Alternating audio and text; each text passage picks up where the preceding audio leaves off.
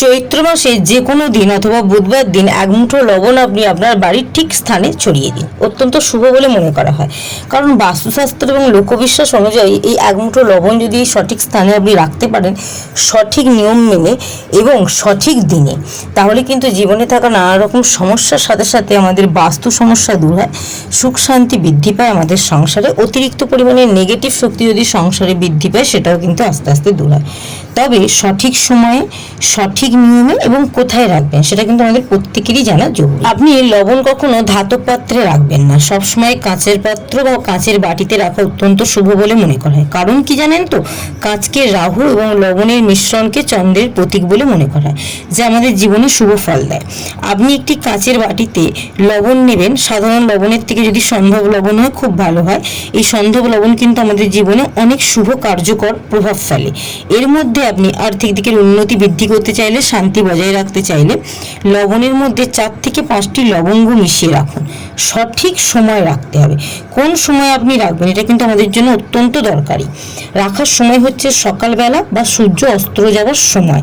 এই প্রতিকার করলে কিন্তু জীবনের সবচেয়ে ভালো ফলাফল আপনি পাবেন। লবণের পাত্রটি সপ্তাহে অত্যন্ত একবার বা 7 থেকে 10 দিন অন্তর একবার বদলে ফেলুন। যদি সম্ভব নাও হয় মাসে একবার হলেও কিন্তু আপনাদের বদলানো উচিত। কারণ ওই লবণের পাত্রটি যদি দীর্ঘদিন ওখানে পড়ে থাকে তাহলে কিন্তু উল্টো প্রভাব পড়তে পারে। তবে মাথায় রাখবেন, চৈত্র মাসে নতুন করে লবণ কেনা অশুভ বলে মনে করা হয়। তাই বাড়িতে থাকা লবণ দিয়ে এই প্রতিকারটি করুন, এতেই কিন্তু শুভ প্রভাব পড়বে। আর শুক্রবার দিন যদি আপনি বাড়িতে লবণ কিনে আনতে পারেন অত্যন্ত শুভ। এবার চলুন কোথায় ওই পাত্রটি রাখবেন। খুব ভালো হয় যদি আপনি আপনার বাড়ির উত্তর পূর্ব কোণ, যেটাকে ঈশান কোণ বলা হয়, ওখানে রাখতে পারেন। এতে কিন্তু আমাদের সুখ সমৃদ্ধি বৃদ্ধি পায়। নেতিবাচক শক্তি প্রবেশ রুখতে, যাতে সংসারে নেতিবাচক শক্তি প্রবেশ না করে, তাহলে কিন্তু দরজার কাছে এমন জায়গায় রাখুন আড়ালে, যাতে কেউ না দেখতে পায়। এছাড়া কিন্তু বাথরুমে আপনি রাখতে পারেন সকলের চোখের আড়ালে। তবে একটা সতর্কতা কিন্তু আমাদের সকলকে মাথায় রাখতে হবে, ব্যবহৃত পুরাতন যে লবণ আপনি কখনো কিন্তু ঘরের ভেতর ফেলবেন না।